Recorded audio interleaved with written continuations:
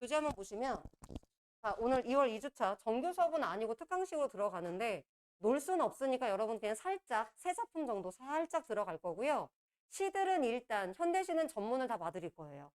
자, 근데 고전 시간은 너무 긴 거는 전문을 안 보고 그냥 평일로 빼서 이거 할 테니까 와 이렇게 하거나 즉 영상을 찍어서 준다는 얘기죠. 그렇게 들어가고 소설 같은 경우도 마찬가지예요. EBS에 실려 있는 지문만 보는 건 내신용이야. 실제 수능을 준비하는 애들은 EBS 지문 플러스 알파를 가야 돼요. 자, 근데 모든 소설의 전문을 읽을 수는 없잖아요. 그래서 조금 여러분이 최근 몇 년간의 유형으로 봤었을 때 얘는 조금 봐야 될 것 같은 소설들은 장면을 좀 많이 실어줄 거고 그 중에 하나가 오늘 만무방이에요. 얘는 조금 장면을 많이 넣었어요. 수업을 다 하진 않아요. 저는 전반적인 메인 장면만 읽어 드릴 거고 나머지 장면들은 여러분이 한번 그냥 가볍게 읽어 보시면 되고 제가 옆에다가 다 설명은 달아드렸어요. 그래서 내신처럼 암기하는 게 아니라 아, 이 장면이 이런 내용이구나 라는 거 정도 여러분이 그래서 EBS 실린 장면뿐만 아니라 다른 장면도 같이 봐야 된다 라는 거까지 괜찮아요? 네. 자, 여기 한번 보시면 먼저 한번 가볼게요. 자, 이렇게 지금 내용 정리가 들어갔는데 내신하는 친구들은 지금 여기 써있는 내용들을 조금 암기로 가시면 되겠고 수능하는 친구들은 암기보다는 지금 제가 포인트를 잡아 드린 거를 좀 잘 이해하는 차원으로 가셨으면 좋겠습니다. 자, 일단 먼저 한번 보세요. 일단 요 EBS에 있는 작품들을 제가 순서대로 하는 건 아니에요. 그러니까 내신할 때는 그렇게 가. 선생님들이 홀짝으로 가는 경우도 있어요. 뭐 화작, 홀수, 뭐 엄매, 짝수 이렇게 가는 경우도 있어요. 또는 앞부분, 뒷부분 이렇게 가는데 나는 그렇게 안 가고 특정 어떤 시대적 배경이나 주제로 묶어서 갈 거예요. 묶어서. 자, 그래서 요번 주 다음 주에 여러분들 일제강점기로 소설하고 시를 묶어 드릴 텐데 여러분이 이육사랑 윤동주는 굉장히 기본이잖아요. 역시 실려 있어요. 그러면 이 작가 작품을 볼 때 그러니까 이 작품이 나올 수도 있지만 윤동주의 다른 작품이 엮일 수도 있잖아요. 필수 작가니까. 그래서 여러분들이 윤동주를 배웠다 하면 요거 1학년 때 뜰 때 기억났을 거예요. 1학년 때 한번 했었거든요. 지금 다시 한번 정리해 드리는데 오늘 윤동주의 시의 내용보다는 이걸 좀 여러분이 알고 갔으면 좋겠다. 요거 윤동주의 시 세계를 알고 갔으면 좋겠다. 내신이든 수능이든. 자, 그 다음 두 번째. 자, 특히 내신하는 친구들은 이 참외록은 시험이 쉽고 의미를 좀 잘 보셔야 된다. 특히 내신하는 친구들은. 이 시가 중간 뒷부분부터가 좀 어려워요. 자, 먼저 가볼게요. 이 윤동주의 시를 보시면 첫 번째 여러분이 보시면 이런 거예요. 부정적인 현실 속에 살고 있었어요. 왜냐면 일제강점기에만 딱 살다가 죽었으니까. 자, 그 다음에 이 사람은 누구냐? 여러분 지식인이에요. 자, 이 윤동주는 지식인이야. 아, 이제 얘 좀 지겨울 수 있어. 잠깐만요.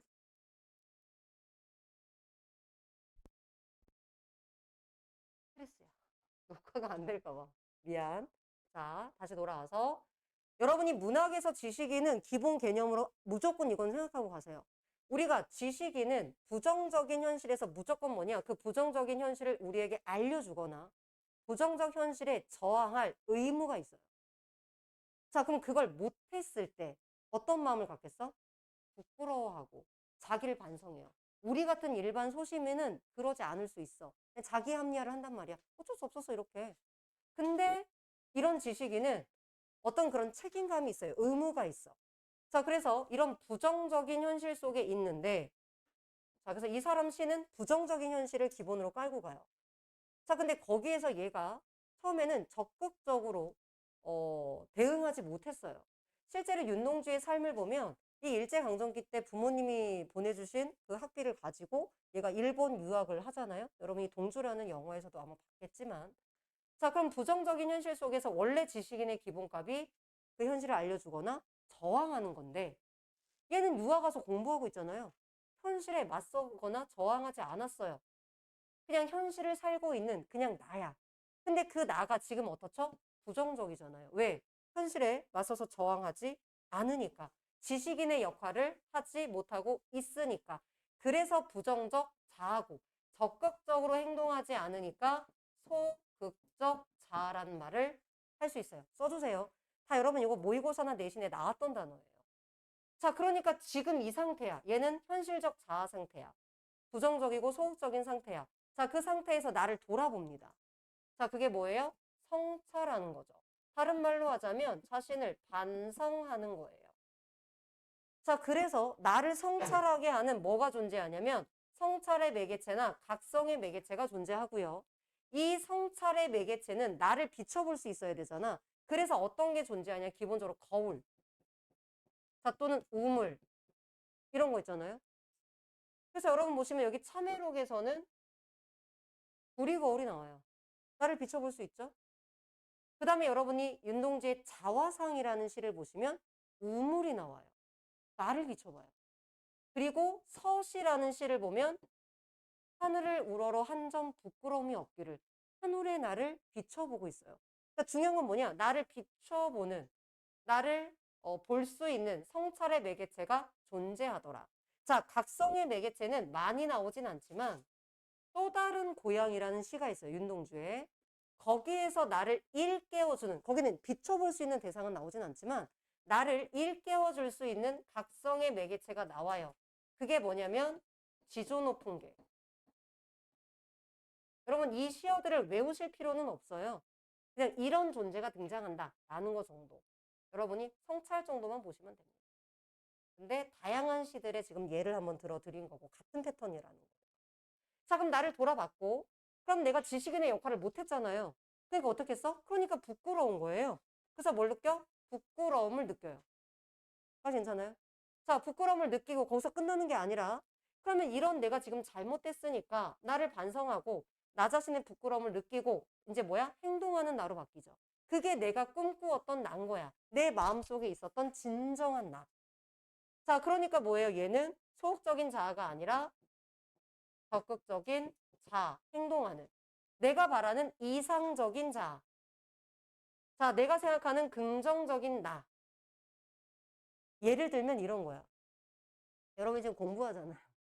여러분이 생각하는 나는 새벽 5시에 일어나서 아침부터 공부를 하는데 아침마다 여러분과 싸우죠. 싸우기 싫어서 안 일어나잖아. 그죠?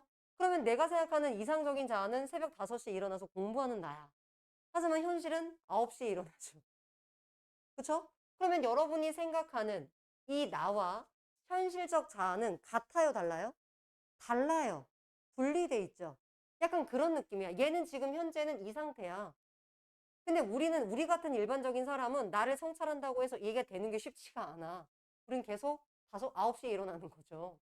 자, 이런 거라면 윤동주는 뭐냐면 지식인이잖아요. 그러니까 현실적인 나를 반성하고 부끄러워하고 여기로 갑니다. 다만 시에서 여기에서 끝나는 경우가 있고 이 내면적 자아로까지 등장하는 경우가 있을 뿐이에요. 까지 괜찮아요? 자, 그래서 요 용어들을 잘 보시고 아, 대체로 이런 시구나. 그래서 여러분 윤동주의 길이라는 시를 보시면 얘가 뭘 잃어버렸어. 그래서 길을 더듬으면서 잃어버린 뭔가를 찾으려고 해. 그러면 이 내용으로 비췄을 때 얘가 잃어버린 게 뭘까요? 그래서 잃어버린 게 나라고 나와요. 담 저편에 내가 있대. 내가 있는데 담 저편에 또 다른 내가 있고 내가 막 더듬으면서 뭘 찾으러 가. 그럼 나가 이미 2명이잖아요. 찾고 있는 나, 담 저쪽에 있는 나. 그럼 이건 거야. 여러분 나가 2명이 나오면 구분이 되는 거예요. 아, 괜찮아요? 그게 머릿속에 좀 있었으면 좋겠고 자, 그리고 이제 화해까지 가는 경우가 있고 그냥 여기서 끝나는 경우도 있습니다. 그래서 일단 저는 여기까지만 일단 갈 건데 자, 여기서 여러분이 또 하나 보실 건 뭐냐? 일단 이 전반적인 틀을 조금 이해하시고 자, 그리고 나서 보실 만한 것들은 이 용어들에 대해서 이렇게도 나와요. 자, 현실적 자아랑 내면적. 왜냐면 지금은 이거죠. 나는 이게 되려고 하는 거잖아. 그러면 현재는 자아가 어떻게 돼 있어요? 나눠져 있잖아요. 지금의 나와 내가 되고 싶은 나. 그러니까 자아, 분열. 자, 또는 현실적 자아랑 내면적 자아가 괴리되어 있다. 이런 단어 있잖아요. 이런 단어가 나와요. 그럼 이렇게 분열된 자아가 잘 보세요. 내가 되고 싶은 건 여긴데 내가 지금 현실적 자아 속에 있어. 근데 현실적 자아가 결국은 반성해서 내면적 자아로 온다는 거는 이쪽으로 온 거죠. 그럼 이게 뭐가 되는 거야? 합일이 되는 거죠. 그게 화해야. 그러니까 합일까지 가는 경우도 있고요. 그냥 아까 여기서 끝날 수도 있고 여기까지 갈 수도 있다고 했잖아요. 그렇죠? 그러니까 합일까지 갈 수도 있고 그냥 반성하면서 끝날 수도 있어요. 근데 합일 낸다라는 게 결국은 현실적 자아가 성찰해서 내면적 자아로 오면 합일인 거고 아니면 분열된 상태에서 성찰하고 있는 거고 그 정도. 괜찮아요? 요거. 거의 웬만히 알려진 시들은 다 이걸로 해석이 돼요. 이걸로. 까지 괜찮아요? 네. 자, 이렇게 봐주시고, 자, 요걸 바탕으로 해서 시험이 시구를 이해하시고, 시대적 배경이 나오면 시대적 배경을 넣어주시고, 시대적 배경이 안 나오면 그냥 부정적 현실로 가시면 돼요. 아셨죠? 시대적 배경은 그냥 넣는 게 아니에요. 나왔을 때 넣는 거예요. 자, 그럼 처음에는 그냥 가볼게요. 자, 참회록. 제목에서 보면 뭐예요? 나를 반성하고 뉘우치고 있는 거예요. 자, 처음에는 그냥 가볼게요. 그리고 나서 두 번째 읽을 때 세부적인 내용을 넣어줄게요. 자, 가보자. 자, 파랗게 녹이 낀 구리 거울 속에 여러분이 윤동주라는 시인을 알고 있고 거울이 나왔다면 자기를 반성하겠네 라고 쉽게 갈 수 있다는 거야. 근데 만약에 모른다. 그럼 그냥 가보자. 파랗게 녹이 낀 구리 거울 속에 내 얼굴이 남아있는 것은 어느 왕조의 유물이기에 이다지도 욕될까? 자, 여러분이 먼저 읽어낼 수 있는 거. 자, 거울에 나를 비췄고 그래서 거울에 나를 비춘 결과 나는 뭘 느꼈어? 욕됨을 느꼈어요. 그 욕되다는 게 뭐야? 치욕스럽다, 부끄럽다는 뜻이에요. 여기까지 읽어낸 건 뭐야? 나를 거울에 비췄어. 근데 나는 치욕스러움과 부끄러움을 느꼈어. 왜? 모르겠는데 그렇대. 넘어가세요. 자, 그래서 내가 나를 돌아보면서 내 부끄러움을 느꼈으니까 나를 비춰보면서 부끄러움을 느꼈으니까 자, 내가 참여하는 글을 쓸 거야. 자, 만 24년 1개월을 나는 무슨 기쁨을 바라며 살아왔던가. 자, 나의 지나온 날을 되돌아보면서 반성하는 거죠. 그러면 얘는 지금 뭘 반성하는 거야? 지난 삶을 반성하는 거니까 과거를 참회하는 거죠. 이게 괜찮아요? 시점은 언제야? 과거에 반성하는 거야? 현재에 반성하는 거야? 미래에 반성하는 거야? 이 얘기 되게 중요한 얘기예요. 언제 반성하고 있는 거죠? 현재. 그럼 얘는 이 현재 시점에서 내가 이렇게 거울에 나를 비춰보고 치욕스러움을 느끼면서 내가 나의 지난 과거를 현재 참회하고 그걸 쓰자라는 거예요. 괜찮아요? 자, 그 다음 여기서부터 좀 어려워요. 내일이나 모레나 그 어느 즐거운 날에 그게 언제야? 내일, 모레. 언제죠? 미래가 되는 거죠. 그럼 얘는 미래예요. 자, 그 미래에 나는 또 한 줄의 참회록을 써야 된다. 그럼 보세요. 똑같은 참회록을 쓰는데 얘는 현재고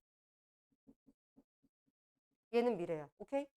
이거 시대의 시간의 흐름 중요합니다. 얘는 미래야. 요 정도는 만약에 시간 얘기가 선택지에 언급됐다면 읽어낼 수 있어야 된다는 거야. 암기가 아니니까. 자, 그럼 나는 참회록을 써야 된대. 뭘 참회할까? 그때 그 젊은 나이에 왜 그런 부끄러운 고백을 했던가? 그러면 내가 미래에 참회를 하고 있는데 그럼 여기에서 나오는 그때 그 젊은 나이에 한 부끄러운 고백은 무엇겠어요? 이거밖에 없죠. 이거예요. 일단 여기까지 이해돼요?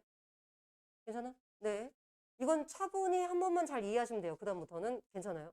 자, 그럼 내가 미래에 참회록을 쓸 건데 어떻게 쓸 거냐면 내가 현재 했던 이거 있잖아요. 나의 참회. 이 참회 내용, 지금 현재의 참회 내용을 미래에 다시 참회한다는 거예요. 이거 괜찮아? 자, 그럼 왜 그런 부끄러운 고백을 했던가 하고 내가 지금 이렇게 참회를 하면 내가 미래에 현재의 참회를 다시 참회한다고요. 그럼 바꿔 말하자면 지금 이걸 안 하면 미래에 이걸 할 필요가 있어요, 없어요? 없죠. 여기까지 괜찮아요? 그것만 생각하시고 그 다음 갑니다. 자, 아니 왜 저런 말을 할까? 자, 밤이면 밤마다 나의 거울을 닦아보자. 거울 또 나왔어요. 윤동주를 알면 이게 결국은 무슨 행위겠어요? 거울을 닦는 행위는? 거울을 닦아야 나를 더 잘 비춰볼 수 있겠죠. 윤동주 씨를 안다면 이건 뭐겠어요? 자아 성찰이겠죠. 근데 모르면 그냥 가는 거야. 그럼 되게 어려워지는 거지. 밤이면 밤마다 나의 거울을 손바닥, 발바닥으로 되게 적극적인 느낌은 있죠? 열심히 닦아보자. 그러면 여기서부터는 전혀 해석이 안 돼요. 그러면 어느 운석 밑으로 홀로 걸어가는 슬픈 사람의 뒷모양. 자, 거울이니까 얘는 아마도 누구겠어요? 화자겠죠? 화자겠죠? 자, 그러면 화자가 거울 속에 나타난다. 뭐야? 이렇게 된다고요. 이해돼? 그러니까 얘가 아무런 배경 지식 없이 그냥 읽으면 되게 어려워요. 왜냐면 중간부터 해석이 안 돼요. 왜 저런 미래의 참여, 왜 미래에 현재 했던 참여를 왜 다시 번복하고. 자, 그 다음에 이 운석은 왜 나오고 갑자기 왜 슬픈 사람의 뒷모양이고. 그쵸? 근데 여러분이 아무런 배경 지식이 없어도 자, 얘가 거울을 닦고 있고 그럼 거울에 비친 이 슬픈 사람은 화자겠구나 까지는 알 수 있다고요. 괜찮아요? 이게 표면적으로 읽어지는 거. 괜찮나요? 그러면 이제 이면적으로 읽어지는 거. 얘를 집어넣어 볼게요. 이 틀과 여러분이 윤동주하면 일제강점 기니까 그걸 같이 집어넣어서 제가 한번 다시 이제 차근차근 읽어볼게요. 이게 그냥 읽었을 때는 그냥 자신을 성찰하는 내용이야. 딱 그 정도. 근데 시대적 배경과 저걸 넣어보면 이렇게 가겠죠. 거울은 일단 자아 성찰의 매개체가 됩니다. 비춰볼 수 있어요. 지금 제가 설명하지 않지만 내신하는 친구들을 위해서 조금 더 써놓은 것들이 있어요. 내신하는 친구들은 참고로 읽어보시면 됩니다. 아셨죠? 네. 자, 파랗게 녹이 낀. 그러니까 지금 깨끗하지 않아요. 그 거울 속에 내 얼굴이 남아있는 것은. 그럼 내 얼굴을 비춰보고 있으니까 자아 성찰하고 있어요. 자, 그 남아있는 것은 어느 왕조의 유물이기를 이다지도 욕될까? 자아 반성하고 부끄러움을 느꼈다. 괜찮죠? 자, 어느 왕조의 유물이라고 했는데 여러분 이 유물이라는 거는 자, 그 나라가 이미 끝났어. 그죠? 그러니까 얘가 존재할 때 유물이라고 하지 않아요. 우리 현재 대한민국의 유물 이런 말은 쓰지 않아요. 우리 지속되고 있잖아요.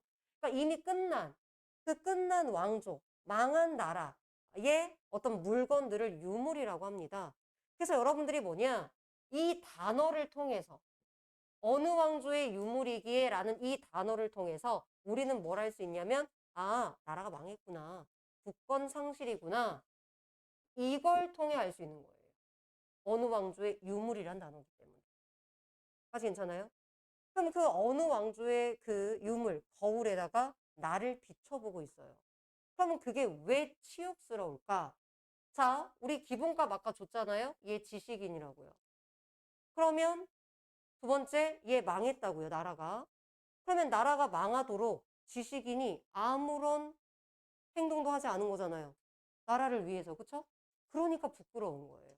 지식인으로서 이렇게 나라가 망했는데도 아무것도 하지 못하고 있었고 여전히 아무것도 안 하고 있으니까 부끄러운 거야.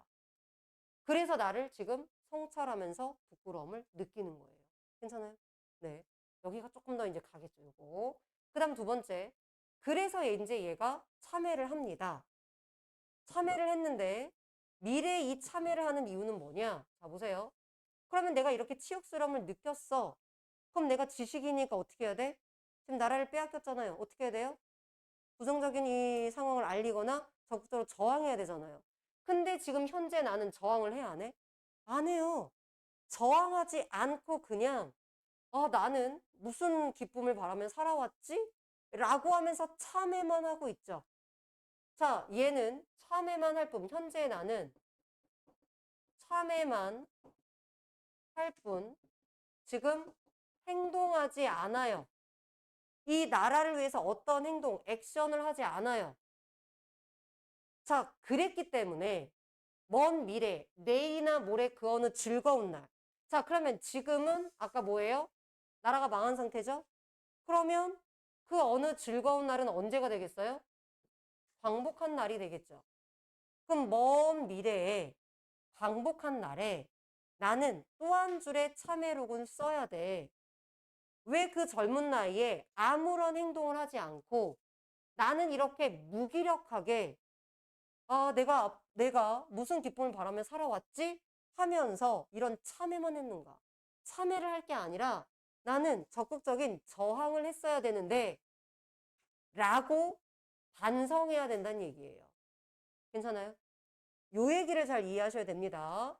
자, 그래서 미래의 참회록의 내용은 적극적으로 대응하지 못한, 저항하지 못한 자신에 대한 자책, 반성문을 써야 된다는 얘기고, 그때 그 젊은 나이는 일제강점기였죠?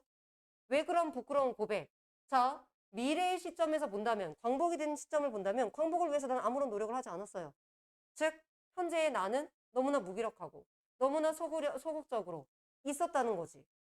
그러니까 왜 행동하지 않고 저런 참에만, 무기력한 저런 말들만 했었는가 하고 반성하고 있다라는 거예요. 괜찮아요?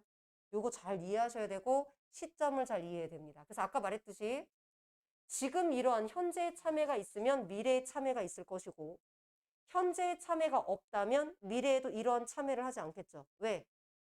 이거 대신에 적극적으로 저항할 테니까. 자, 그러면 내가 이런 참회를 안 하려면 난 어떻게 될까?를 생각해야겠죠. 이렇게 가만히 앉아서 자, 무기력하게 있을 게 아니라 저항해야겠죠. 그게 뒤야. 그럼 아주 치열하게 자아 성찰에 노력을 합니다. 자, 이때 밤은.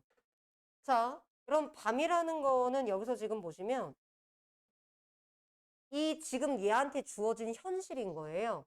바로 일제강점기죠. 부정적 현실. 바로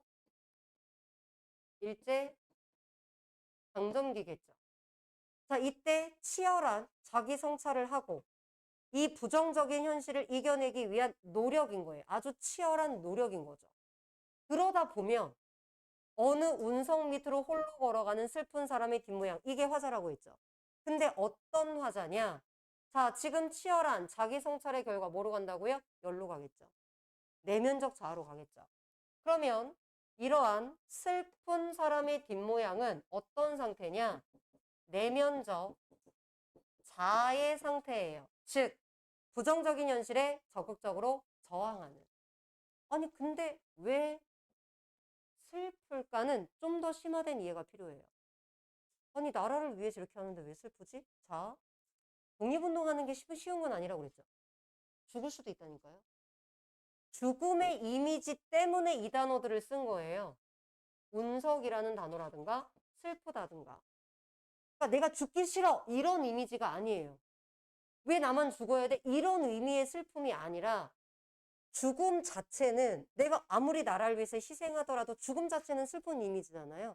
그래서 슬픔으로 들어간 거고, 운석이라는 건 하늘에서 지금 떨어지는 거죠.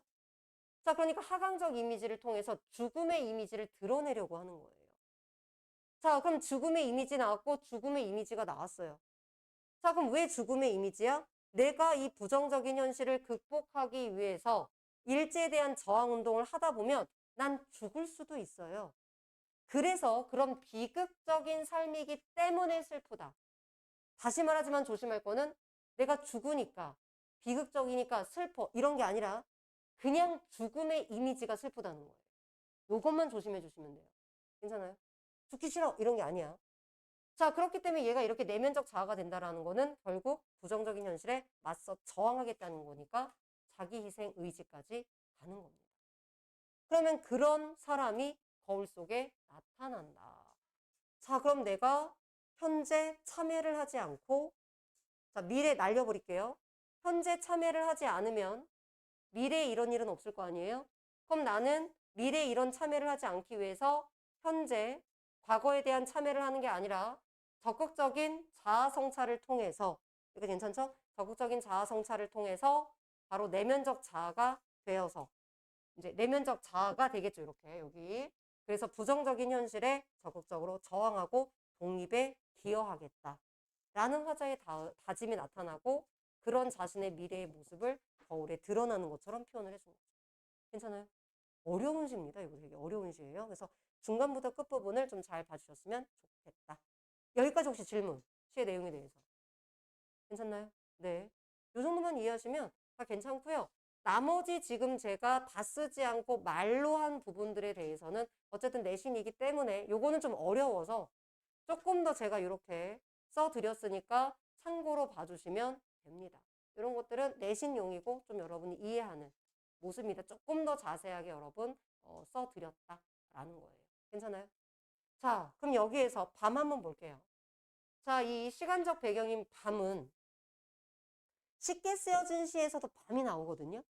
그럼 이 밤은 결국 또 하나는 뭐냐면 부정적인 현실이죠. 여러분 이건 쉽게 쓰여진 시하고도 똑같아요. 부정적인 시간이지만 동시에 여기 앞에 나왔지만 치열하게 자기를 성찰하는 시간인 거죠. 두 가지가 지금 동시에 됩니다. 그래서 부정적인 현실을 드러내는 시어이면서 동시에 내가 반성하는 시간이다라는 거. 여러분 이거는 쉽게 쓰여진 시와도 유사합니다. 요거는 윤동주의 쉽게 쓰여진 시에도 똑같이 나옵니다. 괜찮아요? 자, 그래서 얘를 만약에 어두운 현실이라고 해석을 한다면 그 어느 즐거운 날이라는 광복의 날과도 대립이 되더라. 요 세 개까지. 괜찮나요? 요 정도까지 하면 특별히 문제될 거는 없을 것 같고. 괜찮나요? 수능하는 친구들을 위해서 뒷장을 보시면 아주 간단하게 요 정도는 좀 파악해보자 하고 정리해 놓은 것들이에요.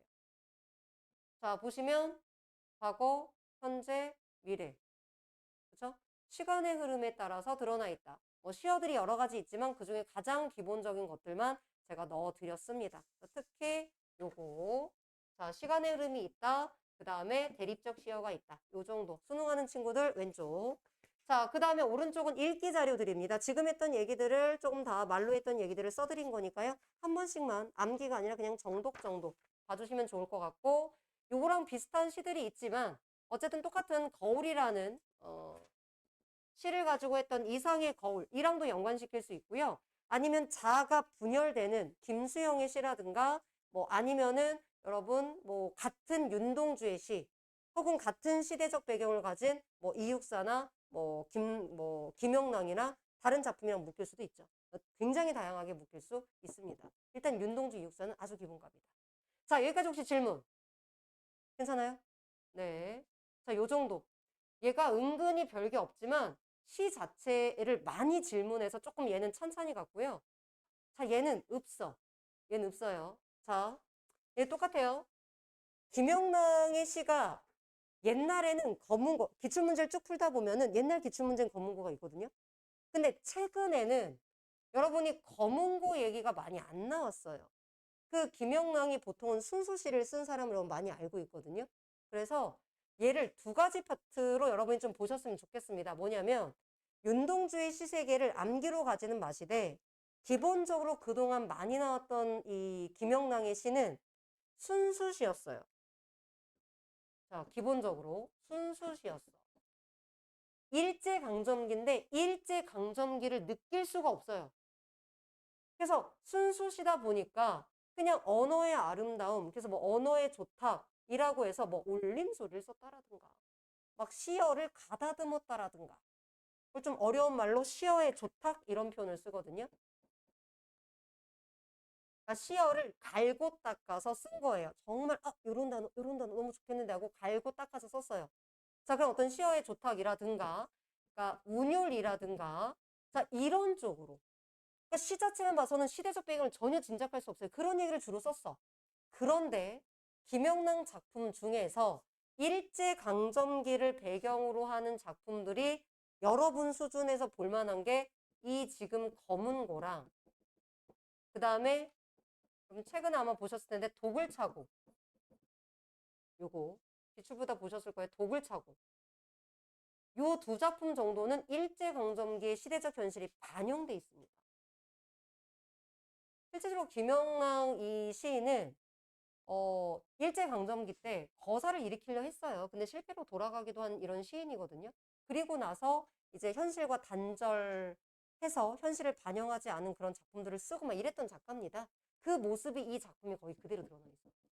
자, 마찬가지입니다. 얘도 상징적인 시어가 있기 때문에 내신하는 친구들은 시어의 의미를 조금 암기로 가주시는 거고 수능하는 친구들은 지금 커다란 틀, 이 사람이 크게 이 두 가지 틀이 있더라. 그래서 일단 처음에는 EBS에 있는 작품들로 가고요. 여러분 뒤로 심화 가시면 이 김영랑의 주요 다른 작품들을 더 실어드리도록 하겠습니다. 근데 초반에는 메인 작품을 봅시다. EBS에 있는 거.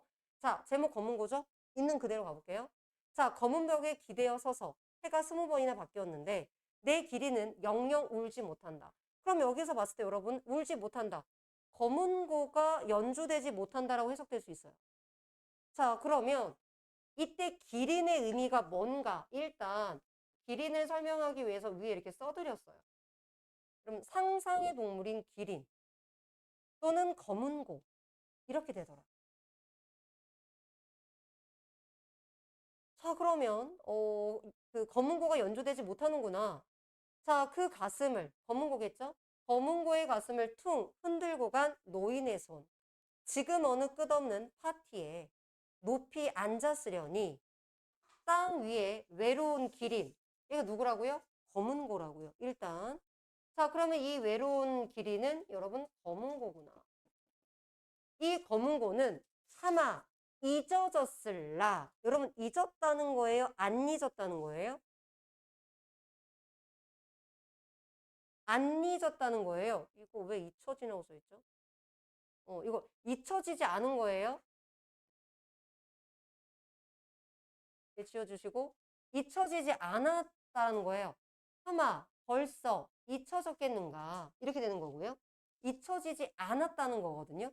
이게 아마 조금 해석이 다르게 써 있는 게 아마 타이핑된 것 같은데 잊혀지지 않았다는 거예요. 잊지 않았다, 잊혀지지 않았다까지 괜찮아요? 이렇게까지 봐주시고 자, 그러면 이게 무슨 의미일까? 자, 그러면 노인이 자, 이 검은고를 연주했었어. 근데 지금은 연주되지 않고 있죠? 자, 그리고 이 노인은 지금 다른 곳에 있잖아요? 근데 잊혀지지 않았다란 얘기는 무슨 말이야? 언젠가 다시 연주될 수 있다는 얘기로 해석할 수 있다는 거예요. 자, 그러면 그 뒤 보시면 바깥은 거친 들, 이리떼가 몰려다니고 사람인 양 꾸민 잔나비떼. 여러분 잔나비떼 정도는 요건 알고 가셔야 요거 원숭이라고 했었죠?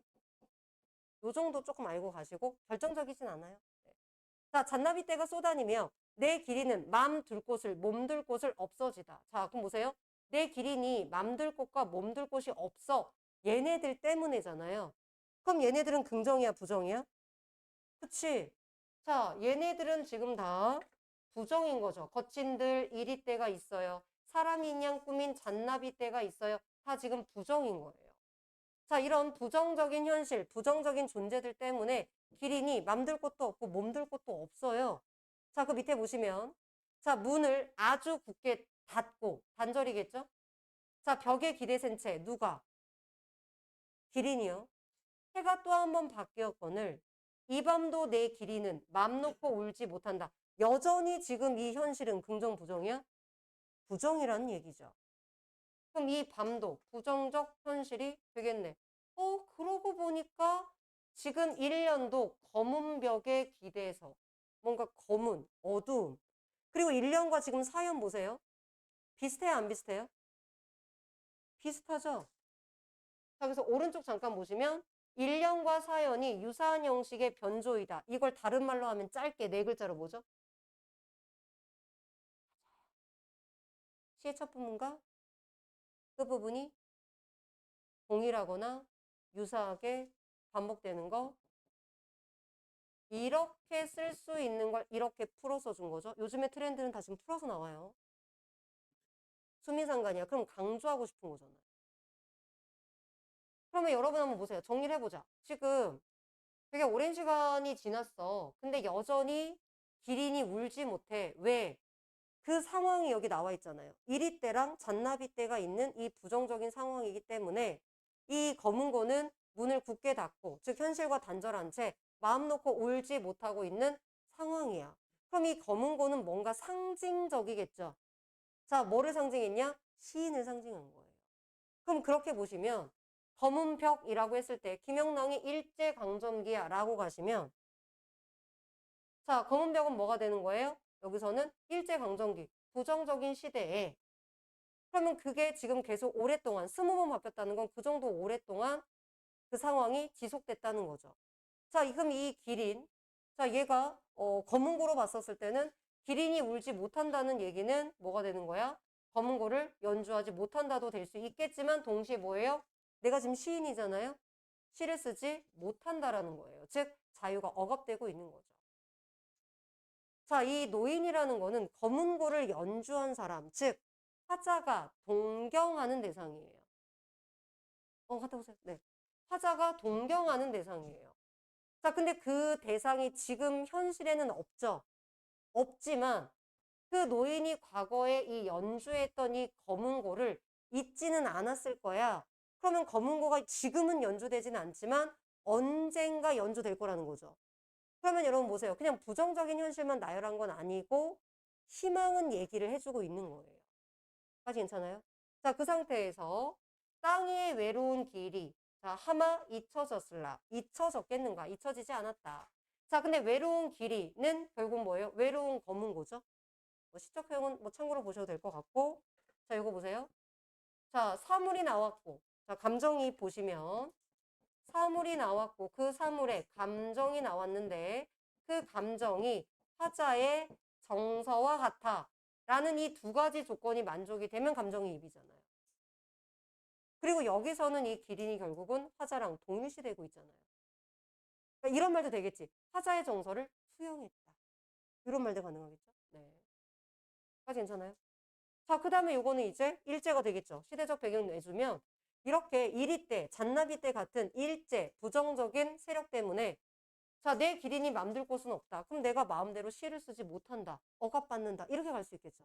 다 쓰지 않아도 지금 여기 이어지는 내용이 되겠죠. 자, 그래서 뭐야? 문을 아주 굳게 닫고, 즉 외부와 단절한 거죠. 현실과 단절해서. 자, 아직도 내 길에는 맘 놓고 울지 못한다. 그럼 뭐예요? 이런 암울한 현실이 지속되고 있는 거죠. 그래서 검은고가 연주되지 못하는 것처럼 나도 여전히 자유롭게 시를 쓰지 못한다는 얘기잖아요. 안타깝겠죠. 슬프겠죠. 괜찮나요? 뭐 이거 시 쓰지 못한다는 얘기는 계속해서 여러분 나오니까 굳이 제가 반복해서 쓰지는 않았습니다. 그래서 요거는 실제로 뭐냐, 화자의 어떤 정서나 상황을 검은고에 투영했고요. 이걸 조금 더 확대하자면 우리 민족으로 확대할 수 있겠죠. 우리 민족이 일제 억압에서 자유롭지 못하다라고 해서 이게 시인 개인이 아니라 사실은 검은고에서 시인에서 우리 민족 전체로까지 확장할 수 있더라. 까지 괜찮아요? 보기를 넣어주면 거기까지 가능하겠죠. 자, 그럼 여기까지 봤을 때 혹시 질문 괜찮나요? 요거 지금 한 내용들. 자, 그래서 아까도 말했지만 이게 화자 자신이지만 우리 민족 전체를 확장할 수도 있더라. 거기까지 봐주시고 오른쪽 한번 갑니다. 자, 오른쪽 보시면 자, 그래서 지금 나라를 빼앗겼어. 그래서 너무나 슬퍼. 자, 나라를 빼앗겼어. 그래서 너무나 슬퍼. 동시에 뭐야? 아까 희망이 완전 없는 건 아니잖아요. 그쵸? 그래서 뭐야? 극복에 대한 소망도 있다라고 해석이 되더라. 자, 여기까지 혹시 질문? 법문부 얘기는 좀 참고로 한번 봐주시면 될 것 같고요. 자, 뭐 뒷장 넘어가기 전에 자, 여기에서 혹시 추가적인 질문? 뭐 시어들은 지금 제가 이렇게 한번 써드렸습니다. 혹시 질문? 괜찮아요? 아까보다 낫죠? 자, 하나 더 얘기하자면 이 마지막 부분을 보면 자, 얘가 현실과 단절하고 있는 이런 모습 있죠? 지금 얘네 다 일제강점기잖아요. 여러분 일제강점기를 나타나는 시들이 지금 EBS의 이육사의 노정기라든가 아니면 정지용의 장수산이라든가 계속해서 나오거든요. 근데 약간 달라. 뭐가 다르냐면 만약에 이제 다음 주에 이제 마저 계속 이어서 갈 텐데 예를 들어서 우리가 장수산, 정지용의 장수산도 어떤 느낌이냐면 일제강점기를 전혀 느낄 수 없어요. 자, 그러면 여기서는 보세요. 느낄 수 있는 있죠. 보기를 준다면. 그죠? 느낄 수는 있어. 부정적인 현실이구나. 그래서 얘가 그 부정적인 현실과 단절하고 있구나. 이 비슷한 게 정지용의 장수산이에요. 얘도 그 부정적인 현실 때문에 내적 고뇌를 겪고 현실과 단절한 채 장수산에서 그걸 이겨내고 있는 내용이 나오거든요. 그래서 여러분들이 일제강점기만 있다고 해서 무조건 뭐 윤동주나 이육사처럼 막 저항하고 막 이런 게 다 드러나는 건 아니에요. 그냥 현실과 단순히 단절하는 모습을 드러낼 수도 있고 또는 아예 김영랑의 다른 시처럼 시대적 배경을 짐작할 수 없는 그런 경향의 시들도 있더라. 라는 것들을 조금 이해한 채로 일제강점기를 이해하고 넘어가셨으면 좋겠습니다. 다음에 다른 작품들을 더 한번 보여드릴게요. 그러니까 정리하자면 시대적 배경을 막 드러내는 어쨌든 보기를 줬을 때 우리가 대충 요 부정적인 게 있으니까 짐작할 수 있는 게 있다면 전혀 안 드러나는